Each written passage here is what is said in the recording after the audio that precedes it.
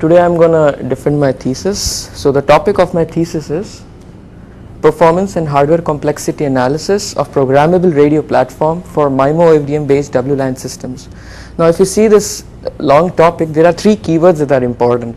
One is Programmable Radio Platform, one is MIMO FDM WLAN, Performance and Hardware Complexity. I'll go into all these things, I'll describe all these three keywords in detail, and then we'll see what are we going to do in this thing. So let's start with the outline of the thesis. So this presentation, first I'll talk about the radio programmable platform. I'll just introduce the thing, then I'll describe what is the motivation of this thesis, then we'll see how we are going to design MIMO FDM transmitter and receiver. We'll see the command specifications. Now what are command specifications? Let's fix this in our mind. I'm going to explain it as the thing goes. Complexity analysis of the architecture. Complexity analysis means how big is our circuit, what is the area of the circuit, how many gates will be there in the circuit, simulation model and results. Now how we're going to simulate it? We'll simulate the whole architecture and describe some results and give some insight into the system, and then thanks and conclusions. First, programmable radio. Now we see that today WLAN, there are multiple technologies. Say if I want to support different technologies, I need a different card. Even if say my Mac has one card which supports ABGN, but then I can use only one technology at a time. I cannot use two technologies at a time. This architecture will give us insight into using two different technologies at a time. Now is it possible to have such kind of architecture? I think it's yes. The reason is, if we see the OFDM based WLAN system, so the left hand side is the 802.11a compliant system, and the right hand side is 802.11n compliant system, which is a MIMO FDM thing. If we see the block diagrams that we have a modulator, demodulator, it's same. The only difference is we have an STBC block here in the 11n mode. Hence there is some insight, there is something we can do with the architecture. So what we do is we fuse the two architectures and we came up with a new architecture which will have one or multiple copies of this. Now why multiple copies? We'll see why I'm saying multiple copies.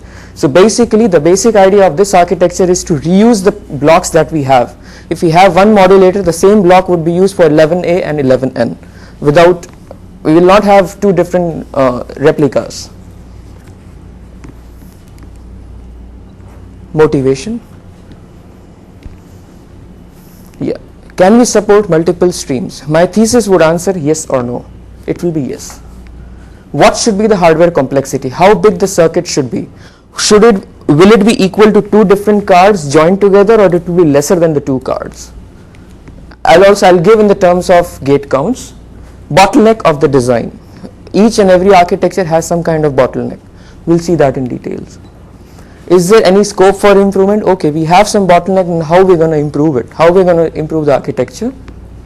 Determining key design parameters. If in the future somebody wants to design this, what are the design parameters does he need? What he needs to see that, okay, if I want this kind of design, if I want say 11A with throughput of 32 Mbps and 11N with 50 Mbps, what key design parameters should I use? Estimating control overhead. Control overhead is basically related to the switching thing. We'll see what control overhead is in details. Brief overview. I'll just describe WLAN standards in just one slide and give a brief overview.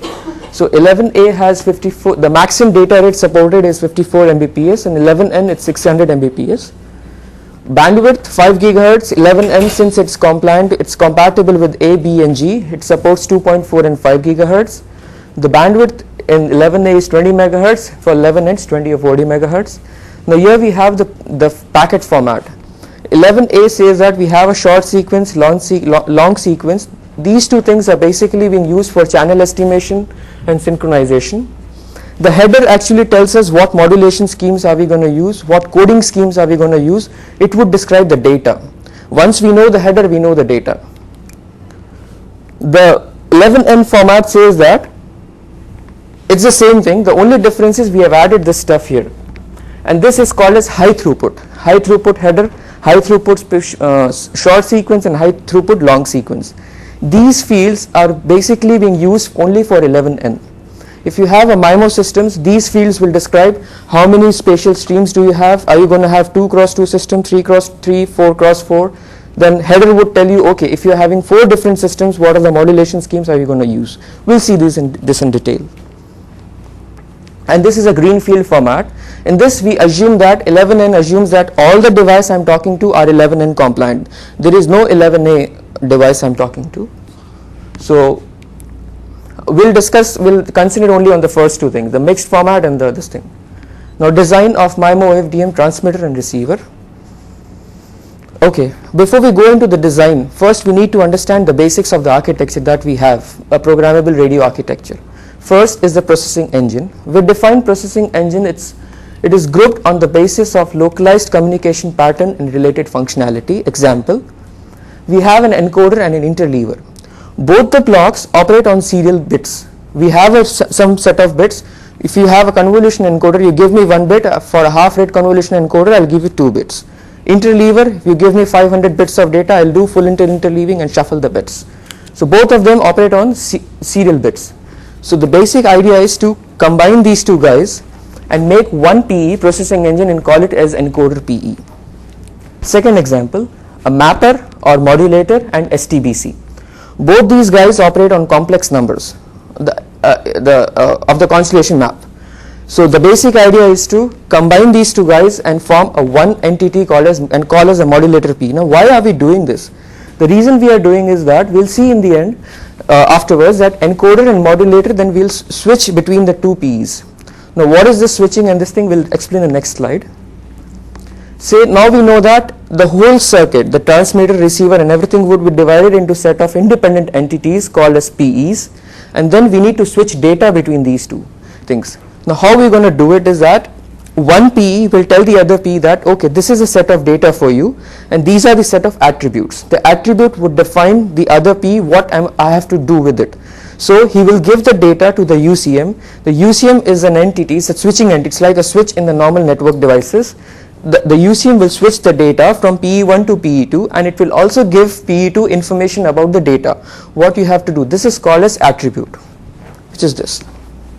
Same thing happens from PE2 to PE3. So all the PEs basically transmit, give the data and give an overhead, give a header saying that, okay, if on this set of data you have to do this thing. This is being done by UCM.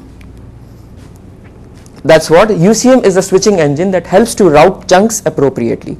Now, what is chunk? I will explain in the next slide. It has. Maybe you want to, like, there's a slide missing that says, why do you do this, right? Why not use the old architecture where you have a sequence of blocks putting things into one? Okay, if we have a sequence of block, if we use a traditional architecture that we have, if we use 2 different cards, the difference would be that one card, say I've made it for 11A, that would be used at a time only for 11A. All the attributes that I'll be having from one PE, PE2 would be only for 11, but here it's not like that. This could be 11N, this could be 11A, this could be Ymax, it could be anything. So one PE can process multiple streams, basically.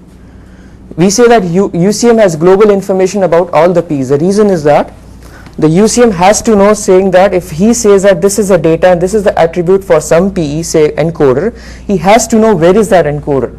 So the UCM is a distributive entity, it has a global information. So you're enabling a flexible programmable architecture. Yeah. With this structure. Yeah, it's a kind of flexible architecture. Now let's see what are these attributes. I have been talking about these attributes a lot.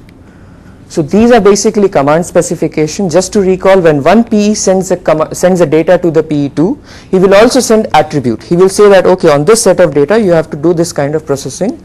This would be facilitated by UCM. Now this command specifications are like this. He will say that the modulation that you have to do would be BPSK, code rate would be half, the protocol that is in use is 11A, coding scheme is binary convolution code. Similarly, PE2 would send command to PE3 with certain set of attributes. Here the attributes could be modulation is QPSK, code rate is half, protocol in use is 11N, and coding scheme is LDPC. Let's see the chunk size. In the previous slide I said that UCM actually operates on chunks. Now what is chunk? Now if you see the I have already described the frame type. We have a header and we have a payload. This header and payload is divided into some OFDM symbols. Say header is divided into 2 OFDM symbols, HSIM1 and HSIM2, and frame payload is divided into 6 OFDM symbols. The standard says that one OFDM symbol has a restriction of 4 microsecond. That means in 4 microsecond I have to do the processing, I have to encode, modulate, do IFFT and send the data.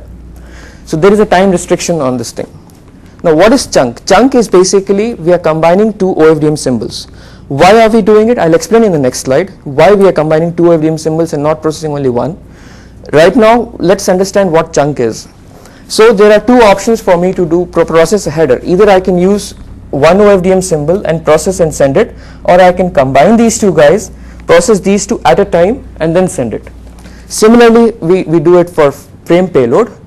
Okay, what is synchronous period? Synchronous period is the period at which we do chunking. Here the synchronous period is only one OFDM symbol. Here synchronous period is 2 OFDM symbol because we are having chunk size of 2. In the first case I have chunk size of 1, so OFDM, so synchronous period is 4 microsecond.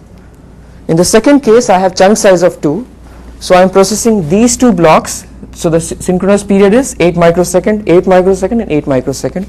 In the third case I have 4 OFDM symbols. Here the chunk size is 4 and synchronous period is 16 microsecond. Yeah. Now why are we doing chunking? What is the reason behind all these things? Okay, so if we see the blocks, if we see say analyze FFT block, what happens is if you pass a symbol to the FFT block, it takes some initial latency. The initial latency, it's dependent because we are not using continuous FFT. We are using FFT on a chunk. So what happens is all these blocks, the modulator, encoder, they have some initial latency to read the data, to process it, and then they finally give out the result. This is the processing latency. This depends upon how much big data do you have. So if I have only one symbol, we have seen that normally the initial latency is large and processing latency is such that it exceeds 4 microsecond. So we cannot process one OFDM symbol, but if we have if we are processing 2 OFDM symbol, the initial latency doesn't increase much, but the processing latency increases more than this, but then we have some bandwidth here. In this 8 microsecond period, I am able to process 2 OFDM symbols with this much bandwidth. But is this sufficient enough? My thesis will answer this thing. How sufficient is this bandwidth? Now let's see the other one. Here I am processing 4 OFDM symbols. I have very good bandwidth. This thing. Now where would this bandwidth be used? It would be used for UCM for the switching part. It would be used for anything, I mean complex processing or whatever you want to incorporate into Ps. So yeah. Now let's see what is the effect of chunk size on receiver design. How would the receiver behave? Okay, here the thing is that after each frame that we have a SIFS period. We already know that SIFS period is basically meant for the propagation delay and all those things. But if we clearly analyze the standard, why they have given SIFS period as 10 microsecond is that we can, because say the receiver, if he wants to process this, he has to receive this data. If he has received a data of say this much duration, where would he process it? He would definitely process during the SIFS period. So if they have given the SIFS period of 10 microsecond, that means they have given an insight that okay, we can process 2 symbols at a time.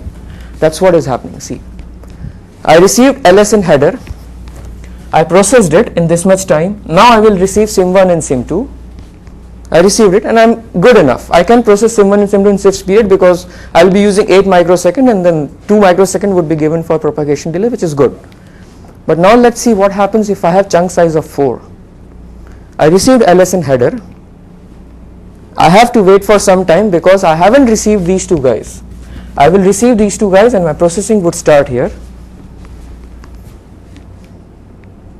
Yeah. But here we see that this interval exceeds the SIFS period. We cannot do it. But how do we do it? The way do we do it? We increase the clock rate. We increase the clock rate, we process these symbols faster such that this occupies less than 4 microseconds, say around 2 microseconds. That's what we are doing it here. System needs to be run at higher clock rate to run this thing. I'll show this during using my simulations. How am I going to do it? Okay. What is the benefit of increasing the chunk size? You decrease the latency. I mean, benefit of increasing the chunk size, it depends upon your payload. I mean, if your payload is small, there is no point in increasing your chunk size. As for example, let's this thing.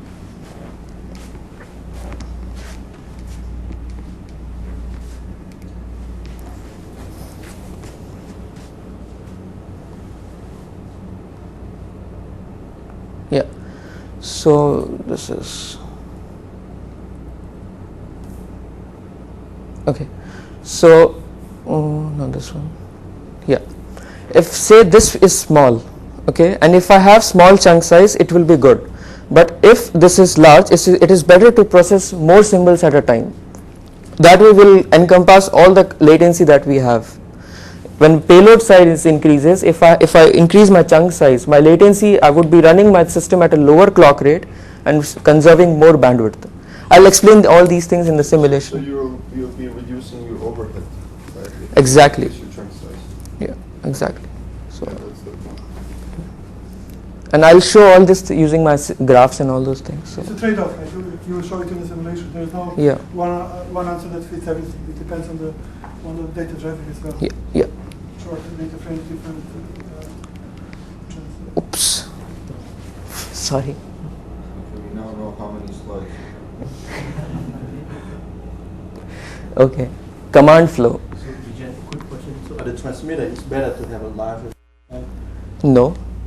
I'll answer this. Okay. I mean, right From now. that point of view, it's better, right? No, it's not. It's not. I'll explain it why. I'll explain it. It's not. Right now the answer is no. Okay, now command flow and multiple streams. I have been talking about the attributes, I have been talking about the commands and all these things. Now how does this happen actually? So there could be a case when a command PE1 gives a command to PE2.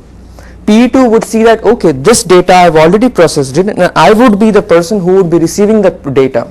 So what he would do is he would send another command to itself with the data. This would again be done by UCM. PE2 may also give a command to PE3. Now say we have two streams, 11A and 11N. So the first stream goes, we have the first chunk of 11A, PE1 processes it and passes it to PE2. This goes here, and then another chunk comes which is of 11N. So what happens after that? He will process the 11N chunk, send the data to this guy with a set of attributes or command PE2, and then again this guy, since he has already processed this, he would send the 11A stream to PE3. So these are the basics of all the architecture that I am explaining. Now let's go to the transmitter design now with all the basics of the radio programmable platform that we have now. This is a recommended 802.11n transmitter by the standard. So we have two encoders, a stream parser. Stream parser basically takes the bits. We see that these all operates on bits. He takes the bits, puts it to this guy and then this thing. So he shuffles the bits. Interleaver does full interleaving. Modulator transforms the bits to complex numbers. STBCs is I'm using Alamuti codes. CSD is basically what we are doing is we take a signal and cyclically shift in the time domain. Now what happens if we use the knowledge of our digital signal processing? What happens if we cyclically shift our signal? We have a frequency diversity.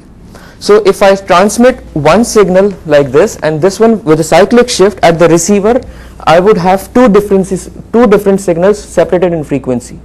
This would be used for channel estimation and equalization. We will see how we are going to design all these things. Yeah, phase. So I mean, to be precise.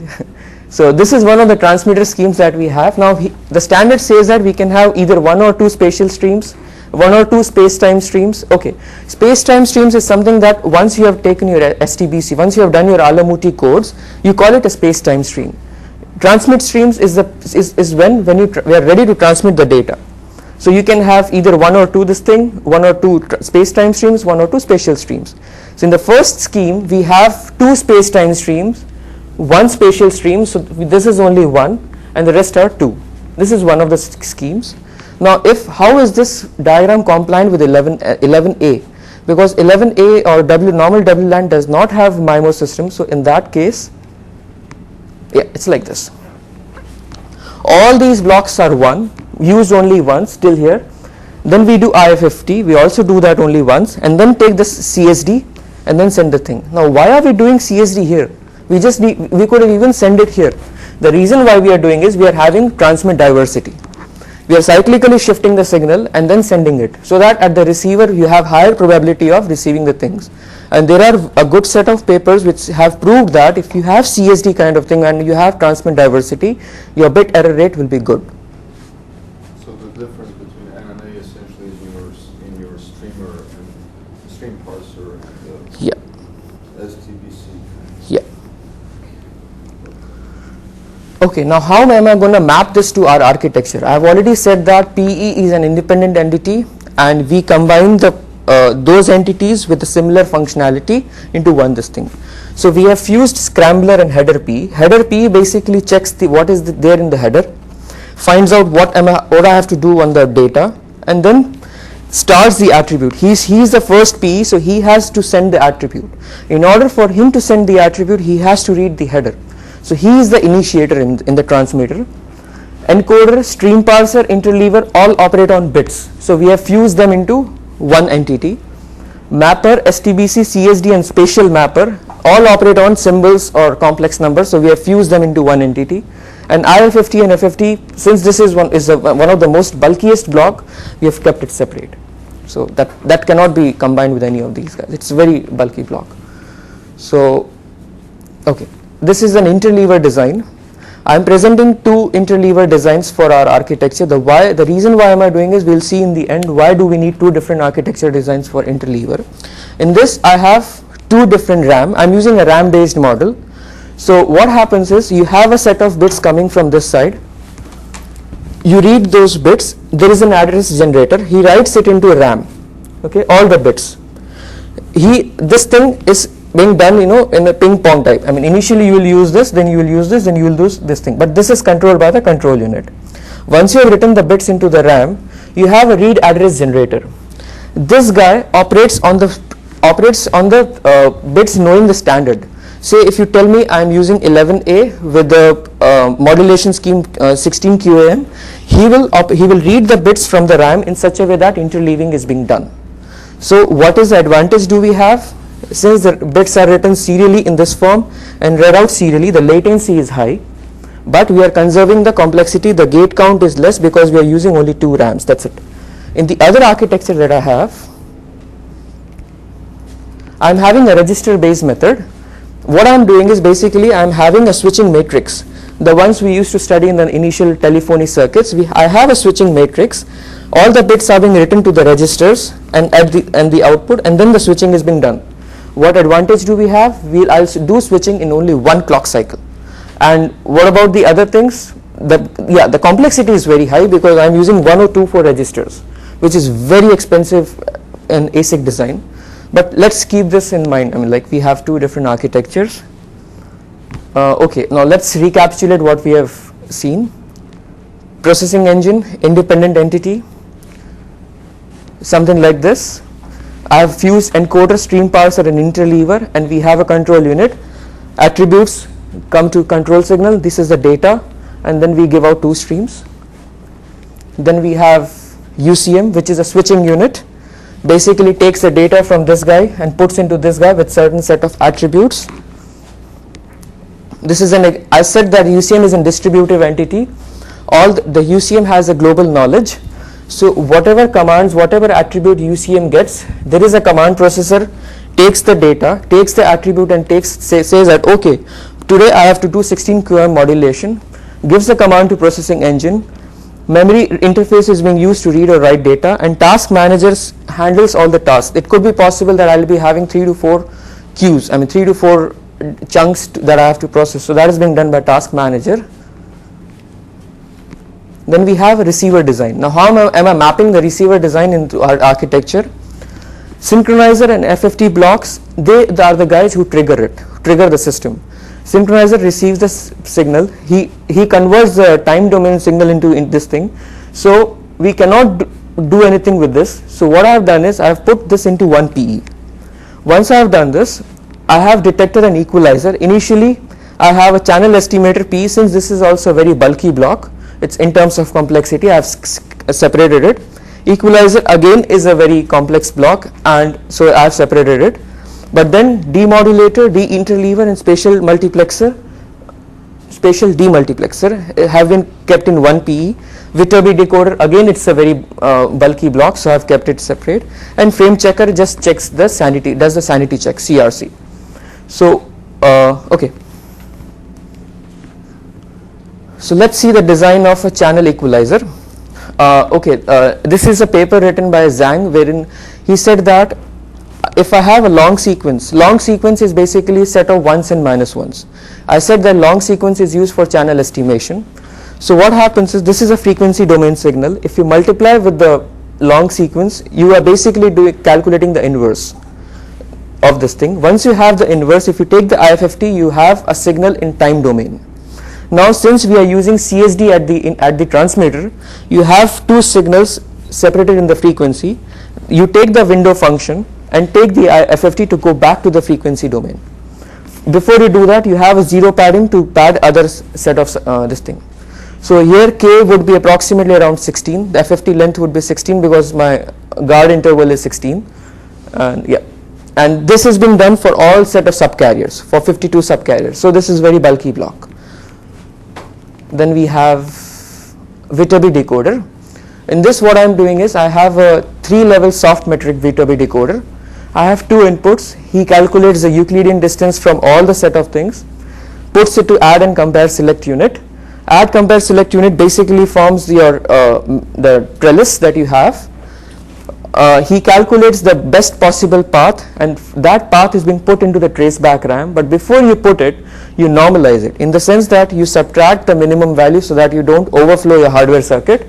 So this minimum path calculation happens, you subtract it, put it to traceback RAM, and then do reverse operation of this thing. So right now I was just explaining the block diagrams, how are we going to design the circuit. Now let's see the sample command specifications. I'm not showing for the transmitter command specific, I'm just giving an example of receiver commands. So basically what happens here is, first you need to know the header. When you're receiving a frame, you have to first decode the header to find out what operations do you have to do on the payload. How do you do it? Synchronizer receives the block. He gives the long sequence to channel estimator block saying that here is a long sequence for you. Please do the channel estimation. Once he is done with the channel estimation, he gives the channel estimates H to the equalizer block. I assume that it's a slow fading channel and it's also assumed in the standard. So what happens is, once we have channel estimator P, we don't need this block. So this becomes a secondary path and this is a primary path. Once we have the data, once we have processed, first we have to process the header. So the header goes here, gets equalized, then we have a command Rx header demodulate. The demodulator demodulates the header thing, goes to Viterbi decoder, he decodes it, and then we have Rx PLCP frame check. So we run sanity check on the header whether it's correct or not. If it passes, we say to synchronizer, okay, start receiving the data, everything has passed. This guy also sends the attribute to this, so that, because these guys, they need to know the attribute. Header we need know from the header is defined as half BPSK, so we don't need any attribute with it. Once he has got all the attributes, he makes a command and sends to the synchronizer, say that okay, please pass on these commands for all the guys so that they can do their processing. Then what happens is, you equalize the data, you do demodulation, Rx demod, you do decode, you do Rx frame check, you don't do this thing, and then just cycle continues. Once you have received the whole data, you pass on the data to the MAC receive ping saying that okay, this is your data, this is your CRC check, everything has passed, and start receiving your this thing.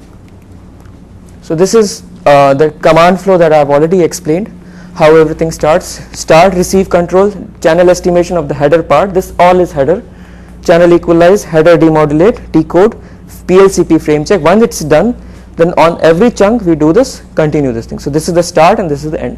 So this this is being done in synchronous period. Synchronous periods depends to, I'm just recapitulating, it depends upon the chunk size that we have. Okay. Now we'll see the attributes in detail. What are these attributes? Attributes basically are the MCS. MCS is modulation coding schemes used. It could be half BPSK, half QPSK, or 16 QM and QPSK. These are for two different streams that we have in the MIMO thing. It could be standard. I could be using 11N. I could be using WiMAX. I could be using Wi-Fi. I'm not considering WiMAX for my thesis, so but it has been kept because we have kept 2 bits for this thing. Uplink, downlink, no coder, channel ID, modulation type that you have, equal modulation. Okay, this is equal modulation. That means you would be doing the same modulation on both the streams. Unequal modulation is this thing. You have different modulation on both the streams. Channel offset, channel bandwidth, are you going to use 20 megahertz bandwidth or 40 megahertz bandwidth? Or offset is, are you going to use, you have 40 megahertz bandwidth, you're going to use upper bandwidth, upper 20 megahertz bandwidth or lower 20 megahertz bandwidth? And then you have, are you going to use short GI? The advantage of using short GI is that you increase your payload, you increase your throughput. That's it. Coding type, stream number, and then these formats. These formats I have already explained, non-HT, high throughput, and the greenfield format. Complexity analysis of the architecture. Now we have seen the transmitter, we have first seen the programmable radio platform, we have seen how are we going to design the transmitter, we have seen how we are going to design the receiver. Now we have to see what is the cost of it, how big the circuit is. These values, okay, encoder and this thing. So we see, I said the channel equalizer is a bulky block and synchronizer is a bulky block. The gate count is 351K, which is even, it's approximately 10 times the whole transmitter. Even synchronizer, it's very bulky. The reason is one of our student is working on synchronizer, so Nath. So he will actually optimize this synchronizer and decrease the gate count. I have assumed for my analysis that there are 2 synchronizer blocks available. So if we have 1 synchronizer block, the results would be even better. And channel equalizer, again I'm using a I'm having a parallel set of multipliers and adder. So that's why the gate count is so high. So this is the thing, modulator, demodulator, UCM, Tejasvi helped me to get the data. All these things I ran inside simulations to get the gate count of all these blocks. Channel equalizer, I used Dr. Burke's paper, and it's a very good paper for equalizer design. Synchronizer, again he has given a very good a good estimation of synchronizer thing. So simulation model and results. So we have seen the architecture, we have seen the transmitter and receiver design, we have seen the how big our circuit would be, what would be the complexity. Now we see the simulation, how we are going to simulate everything. First, my simulation starts with the thing that you say me what is that for this throughput and this kind of architecture.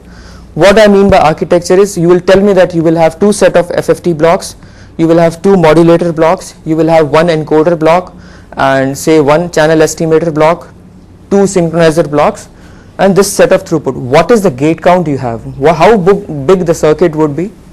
If I have this circuit, at what clock rate do I have to run it?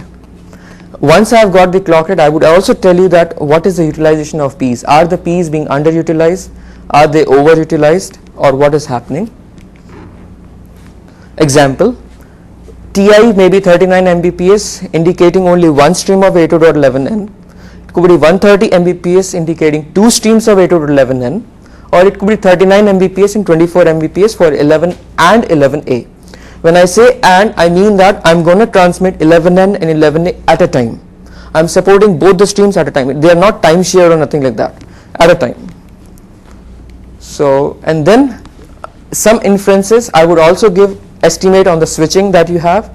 You have some switching functionality in the architecture. I'll give you the bandwidth. Okay, for this set of throughput and this set of architecture, you should do your switching in 30 clock cycles.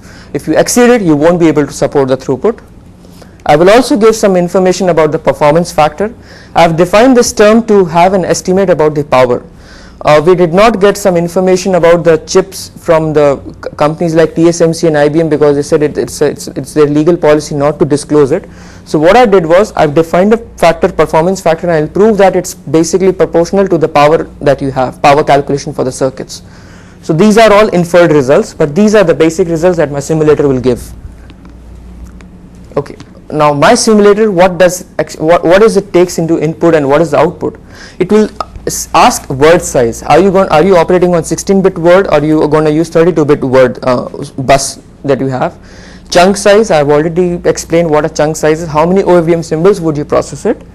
Payload size, what is the length of data? Do you have an ACK packet or you have a big packet, a normal data packet? Protocol in use, you have 11N stream, 11A stream, or both of them. flexibility of reuse. Are you going to reuse your FFT blocks in transmitter and receiver, or are you going to have multiple FFT blocks? Output would be the complexity in terms of gate count, per unit utilization, how are your P's performing, and minimum clock rate. What is the clock rate required to run your circuit? Example, my simulator, say you gave me some parameters, he passed those attributes to the P's. This is a modulator P with, say, word size. I have given him your word size is 16, symbol 4 OFDM symbols, number of streams 2, and he would reply me saying that my latency, I need this much latency and my gate count will be this. He would send the same set of attributes to FFT. He would reply saying that my latency is this much and gate count is this much. He would send same thing to the coder block and he would reply in this thing. And then he would calculate the whole thing and then give me the answer. Let's understand, now we see that all the P's work in pipeline mode. Now how do these P's work in pipelining mode? Say initially my encoder got 4 OFDM symbols. Once he has done processing, he will pass on the symbol 1 to the second guy, but at this time instance he would also be processing symbol 2. In the next time instant, what would happen is he would pass on symbol 1 to this guy, he would be processing symbol 2 passed on by this, and he would get a new symbol sim 3, and this thing goes on. Here there is a catch. I have assumed that this time is equal, which will not be the case. Then what would happen? Some of the P's would end up waiting for thing, some of the P's would work faster. Let's see in the next slide. P sim 1, he got this thing, he processed it. He sent it to modulator P, but modulators, say, ideally modulators are very fast. They are the fastest things that you can have, but assume that it's working slowly. So he took this much time to process it, but he has already finished it. What happens? He waits for this much time because he cannot pass on the data until he has not finished it. I'm assuming Q size as 0. I'll also point out all the assumptions.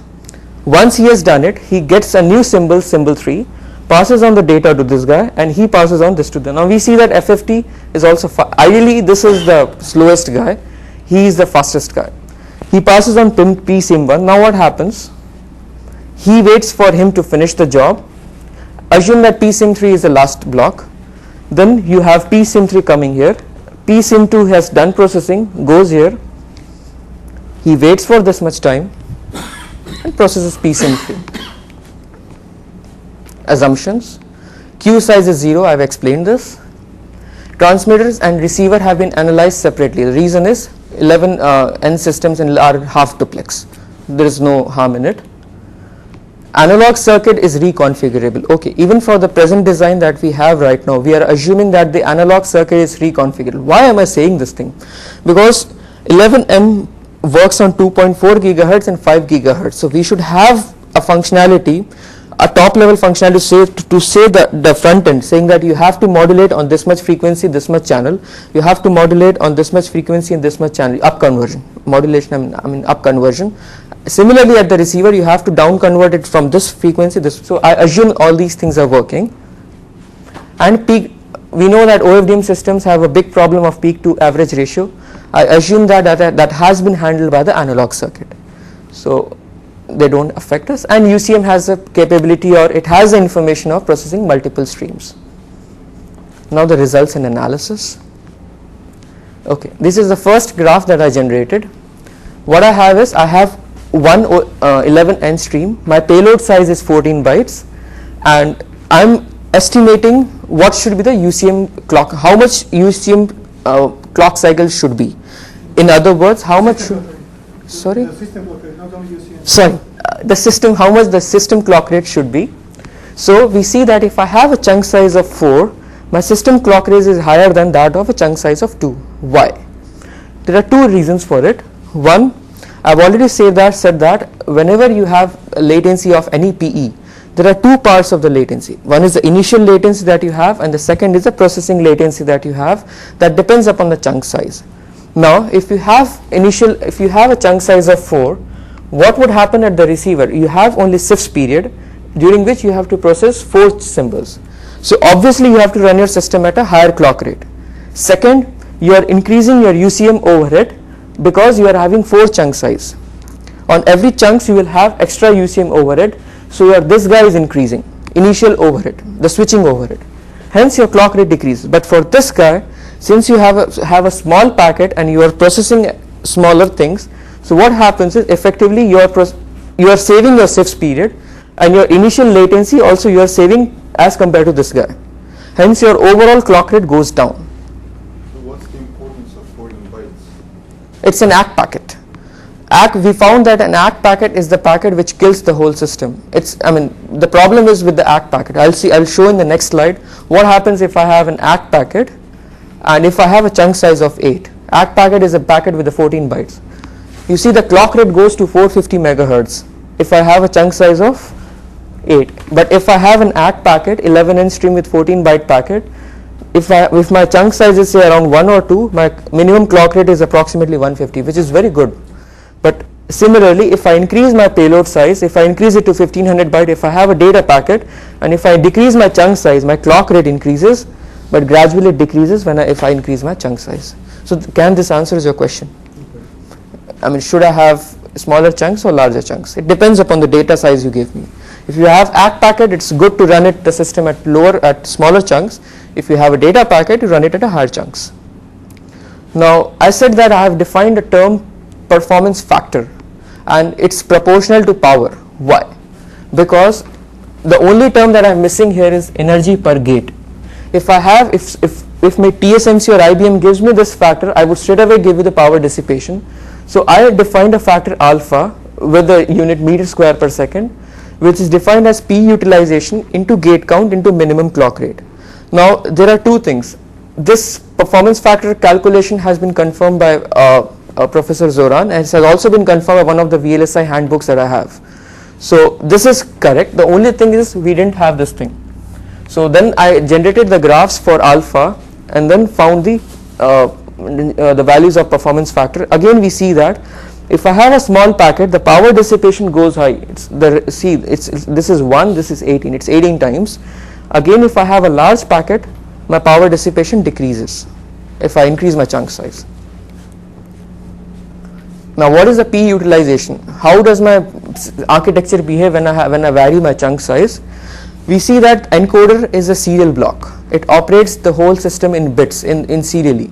So since it is operating everything on serially, it is the person who is killing the whole system. The utilization of the encoder P is 100. The best person the most advantageous person is the FFT guy, because as my chunk size is small, the initial latency is high, but as my chunk size increases, my initial latency becomes negligible as compared to the processing latency, as a result of which we get this guy. Why is this guy approximately constant? Because he is the fastest guy. You give him a data, he just processes in very few clock cycles, so he's at the bottom. Okay, conclusion. Hence, variable chunk size should be used. Small UCM overhead should be used for supporting streams with a higher throughput. Parallel architecture for blocks like encoder and interleaver, deinterleaver should be used because that kills the whole system. We have already seen the utilization of that. Then optimization of synchronizer and channel estimation block is required because the complexity is very high in terms of the gate count. Future work, right now we don't have queues.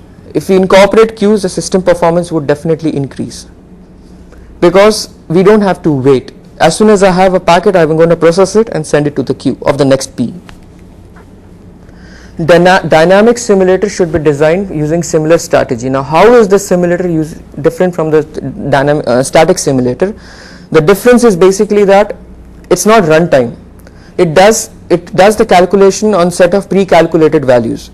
I ran the simulation on Xilinx and got some values, and then I'm using a simulator to get an overview from all these values. A dynamic simulator would be the one who would do everything in runtime using threads or whatever, POSIX threads or. MAC layer simulator can also be designed on similar lines to get a better understanding of the system. Now once we have a MAC layer simulator and a file layer simulator, we can have a distribution. Say my traffic distribution goes in a Gaussian curve. How does the whole system behave? That's what the future work, that's a very thing. Okay, special thanks to Can, Renu and James. Can and Renu basically for helping me throughout my thesis, and James for helping me to recover my data from laptop when it crashed. I'm in the middle of my thesis, so I'm really thankful to you guys. Questions?